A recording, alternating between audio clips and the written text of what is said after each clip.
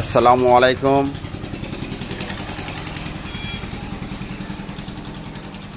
একজন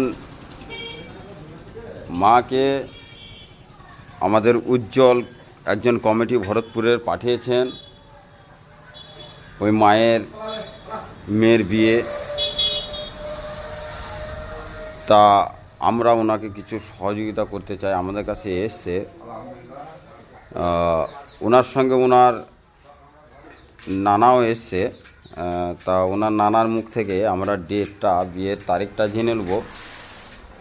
সকল শান্তি কমিটির সদস্যকে বলছি যে যদি আপনারা কিছু পয়সা কিছু করে, হয়তো কাউকে ফোন করে আমরা চাইতে পারছি না, তবে চাইবো এবার থেকে। কারণ একজন শান্তি কমিটির সদস্য হয়ে যাওয়াটা বড় ব্যাপার নয়, এখানে ইনভেস্ট করাটাও বড় ব্যাপার আছে। যেহেতু আল্লাহ সুবহানাহু ওয়া তাআলা আমাদেরকে যদি দৌলত শহরাত দিয়ে থাকে, তা কিছু পার্সেন্ট অসহায় মানুষদের হক। সামনে গেল জাকাতের পয়সা হয়তো কারো কাছে নাই, সাদকায়ে জারিয়া হিসাবে আপনি আপনার মা এবং বাবার জন্যে, আত্মীয় স্বজনের জন্য সাদকায়ে জারিয়া দিতে পারেন। আর একটা কথা হচ্ছে, আপনি জাকাতটাও আনুমানিকভাবে দিতে পারেন। যেহেতু আপনি তো বছরের শুরু থেকে জাকাত দিতে পারেন, যেহেতু আল্লাহ সুবহানাহু ওয়া তাআলা জাকাতটা ফরজ ঘোষণা করেছে, তার জন্য আমাদেরকে আগে জাকাত পরিপূর্ণ করতে হবে। তাই এই মায়ের অসহায় মেয়ে তার বিবাহ দিবে, তার জন্যে এসছেন। আমরা আশা করি আল্লাহর কাছে দোয়া করি মায়ের সন্তানের বিয়ে যেন অতি অবশ্যই আল্লাহ যেন একজন নেককার ছেলের সঙ্গেই যেন হয়, আর সে তার পরিস্থিতিটা বুঝতে পারে এবং শান্তিভাবে তার বিবাহটা হয়। আপনি মেয়ের কে হচ্ছেন? আপনাকে বলছি, আপনি মেয়ের কে হচ্ছেন? এটা আপনার নাতনি, কিন্তু ওই যার বিয়ে হয়েছে, যিনার বিয়ে হয়েছে, তিনার কি হচ্ছেন? বড় বাবা হচ্ছেন। আপাতত উনার কি বাপ নেই? উনার বাপ নেই? ওই মেয়েটার বাপ নেই? আচ্ছা, উনার কি পিতা নেই যার বিয়েটা হবে? ও স্বামী কোথায় গেছে? বিয়ে করে কোথায় চলে গেছে? তা আপাতত ওদের আত্মীয় স্বজন, যারা ওদের আত্মীয় স্বজন, ভাষ্যরা দেখে না। যাই হোক, হয়তো প্রত্যেকটা ফ্যামিলি হয়তো সেরকম মালদার নাও হতে পারে। আল্লাহ, এমনকি এটাও হতে পারে যে তাদের সামর্থ্য নাই, সেই জন্যে হয়তো ঠিকঠাকভাবে খোঁজ নিতে পারেনি। তা আপাতত ইনার বিয়ে হয়েছিল হাসনা পাড়ায়, উনি ওখানে আর থাকেন না। ওখান থেকে উনি মিয়া গ্রামে চলে এসছেন ওনার নানার কাছে।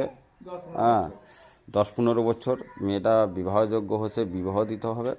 তাই আপনাদের কাছে আমার একটাই অনুরোধ, যে কিছু সহযোগিতা করতে হবে, আদার্স কিছু না। আল্লাহর কাছে আপনাদের জন্য চাইছি, এবং যে মানুষকে আমরা সহযোগিতা করব উনি তো চাইবেন, উনি যদি একজন 5 ওয়াক্ত নামাজি, একজন মুমিন ভাই যদি হন, তো অবশ্যই চাবেন যে আল্লাহ যে ব্যক্তি আমাদেরকে বিবাহের জন্য সহযোগিতা করেছে, আল্লাহ তুমি তাকে যেন ধন সম্পদ বেশি বেশি করে দিয়ে সে যেন পরবর্তীতে আবার মানুষের পাশে দাঁড়াতে পারে, এইটা আল্লাহর কাছে চাইবে। তাই সমস্ত শান্তি কমিটির সদস্য, এবং কি আমি যে ইউটিউব ফেসবুকে দিব, কারণ দেওয়াটার উদ্দেশ্য হচ্ছে মানুষকে মেসেজ পৌঁছানো।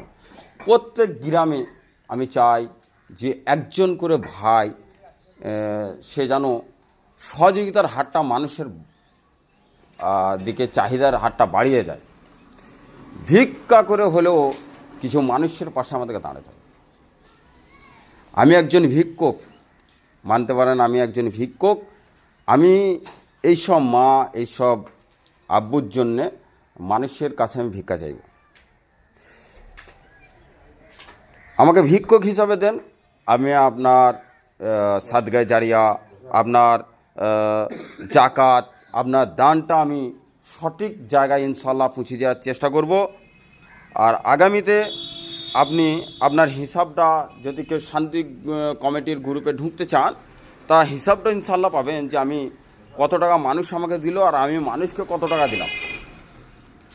আর সকল শান্তি কমিটির সদস্যকে আমার একটাই অনুরোধ, যে গ্রামের ওই সব ব্যক্তিকে দাওয়াত দেন যেসব ব্যক্তি পরের উপকারের জন্য এগিয়ে আসে, যেসব ব্যক্তি মানুষের পাশে দাঁড়ায়, যেসব ব্যক্তির আর্থিক জ্ঞান আছে এবং শরীরের শক্তিও আছে, সেই সব ব্যক্তিকে দাওয়াত করেন। কারণ একজন জ্ঞানী থাকলে আমাদের মন্তব্যটা ভালো করে দিবে, আমাদের কোনো ভুল হলে আমাদের ভুলটা ধরিয়ে দিবে। সে যদি ধনীপতি হয়, সে সহযোগিতার হাতটা বেশি বেশি করে বাড়িয়ে দেবে। এবং যদি সে তার শরীরে শক্তি থাকে, কোনো মানুষ অন্যায় করলে সেই মানুষটা দাঁড়াইলে অনেক অন্যায়কারী ভয় খাবে। এই জন্য আমাদের তিনটাই জিনিস চাই। আর সব থেকে বড়ো জিনিস একটা, যে তার মধ্যে যেন তাকওয়া এবং আল্লাহর ভয় যেন তার মধ্যে থাকে। কারণ হচ্ছে একটা মানুষের আল্লাহর ভয় যদি না থাকে, তাহলে ওই ব্যক্তি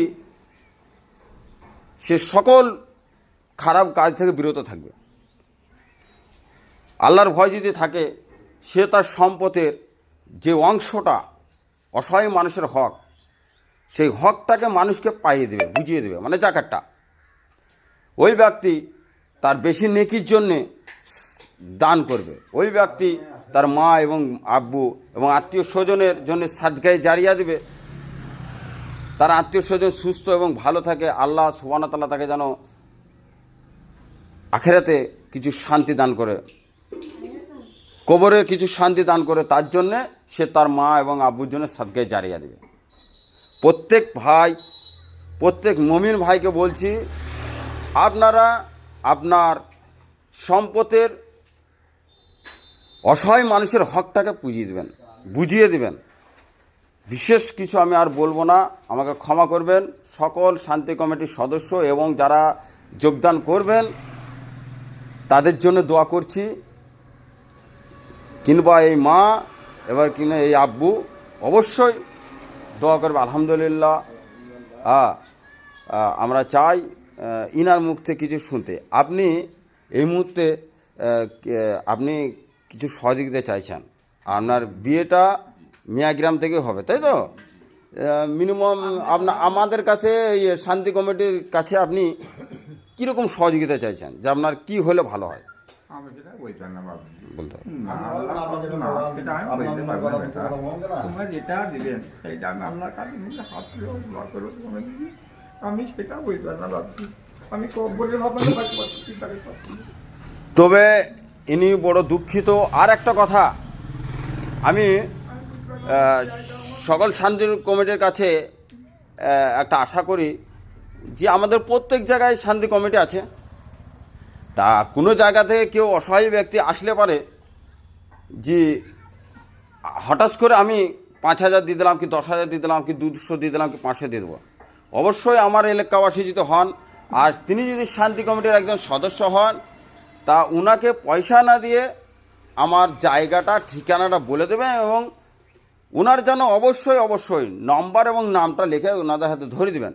আমি যাচাই করব, প্রত্যেক জায়গায় ইনশাল্লাহ কমিটি আছে, এবং আমি চাই পুরো ইন্ডিয়ার কোণে কোণে যেন আমাদের শান্তি কমিটির সদস্যগণ থাকে, এবং টাকাটা যেন সঠিক জায়গায় পৌঁছায়। এই নয় কেউ এলো আর আমরা তাকে আবেগে পড়ে কিছু না বুঝে তাকে দিয়ে দিলাম, এটা যেন করবেন না। কারণ ওই টাকাটা আল্লাহ আপনার কাছে হিসাব নেবে, যে যাদের হক তাদের কেন তুমি দাওনি, তুমি কেন আবেগে ভেসে গিয়েছিলে, তার জন্যে আপনি আপনার টাকাটা থেকে বিরত থাকেন এবং আপনি শান্তি কমিটিতে পাঠান। ইনশাআল্লাহ তার বিষয়ে জানবো, তার বিষয়ে বুঝবো, সঠিক তথ্য বাই করব। আমাদের 5,000 জায়গায় 50,000 দিয়ে সেই সহযোগিতায় হাত বাড়াবো। অবশ্যই যেন প্রত্যেক শান্তি কমিটির সদস্য এটা যেন মান্যতা দেয় এবং যেন তার খেয়াল থাকে। হ্যাঁ, আর একটা কথা, আপনার বাড়ির আশেপাশে প্রতিবেশী যারা অসহায়, অবশ্যই আত্মীয় স্বজন, অবশ্যই যেন তাদেরকে দেখভাল করা হয়, তাদেরকে অবশ্যই দেখবেন। কারণ আল্লাহ সুবহানাহু ওয়া তাআলা বলেছে, তুমি তোমার আত্মীয়র সঙ্গে সৎ ব্যবহার করো, তুমি তোমার পাড়া প্রতিবেশীর সঙ্গে সৎ ব্যবহার করো।